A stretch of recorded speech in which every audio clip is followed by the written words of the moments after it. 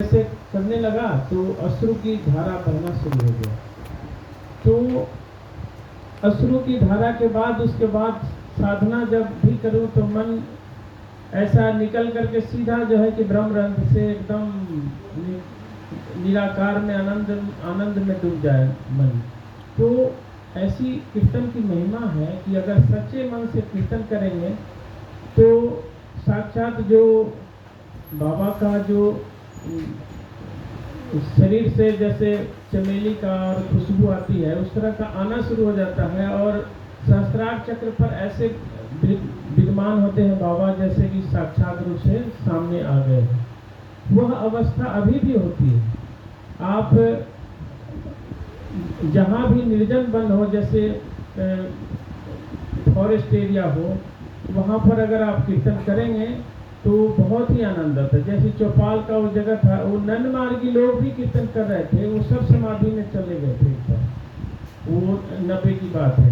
उस समय सुंदरानंद दादा ढोलक बजा रहे थे, उनका ढोलक का थाप बज नहीं रहा, आवाज आ रही है।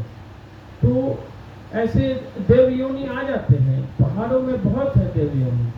और वह देव योनि लोग साक्षात बोलते कि देवता का होता है, देवता होता है। वह बाबा बोले कि वह जो देव योनि है गंधर्व है, उसको देव योनि में कहा जाता है। गंधर्व आप जैसे शमशान की जगह हो, सुनसान हो, एकदम शांत वातावरण, उस जगह अगर कीर्तन होता है तो वह कभी कभी आ जाती है। कीर्तन अगर बढ़िया जमने लगा तो वो भी अपरोक्ष रूप से बहुत से देव हम लोगों के बीच में होते हैं और आपको आनंदित करना शुरू कर देते हैं। जब आनंद आने लगे तब सोचिए कि परमात्मा का हमें कृपा आ गया। वह देव योनि हमारे बीच में है, परम पुरुष साक्षात रूप से हमारे समक्ष है, नजदीक में है। और अनुभूति आनंद का अनुभव शुरू करेंगे, समाधि की अवस्था लगना शुरू हो जाती है।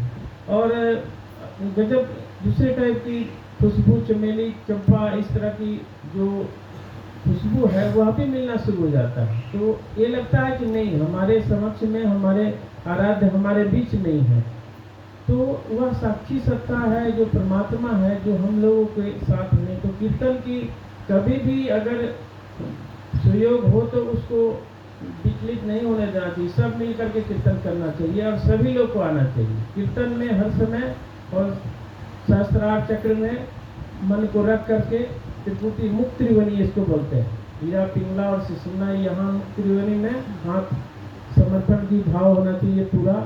और ये पैर जो है कि यहाँ अब क्षरण होना शुरू हो जाए जब सहस्त्रार चक्र से हार्मोन, तब आनंद का अनुभव होता है। जीव को खिचड़ी मुद्रा में लेकर जो है साधना जब करते हैं तो करना चाहिए। और अगर रात भर भी आप कीर्तन करेंगे तो आपको कभी नहीं ऐसा नहीं लगेगा कि हमने सोया नहीं है, या टायर्डनेस लग रहा है, या थकावट लग रहा है, या ऐसा कुछ नहीं होता है। मैंने तो कंटिन्यू 3 दिन तक वहाँ कीर्तन करके यह आनंद का अनुभव लिया था। और मेरे को वह याद आता है कि देखिए बाबा को साक्षात सामने रह करके हमने कीर्तन किया हुआ है।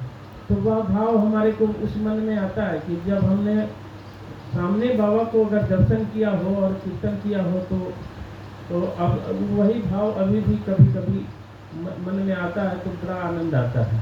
तो हम सभी साधक से अपना जो एक्सपीरियंस था वह बोला और इतना ही कहकर अभी करते हैं समाप्त।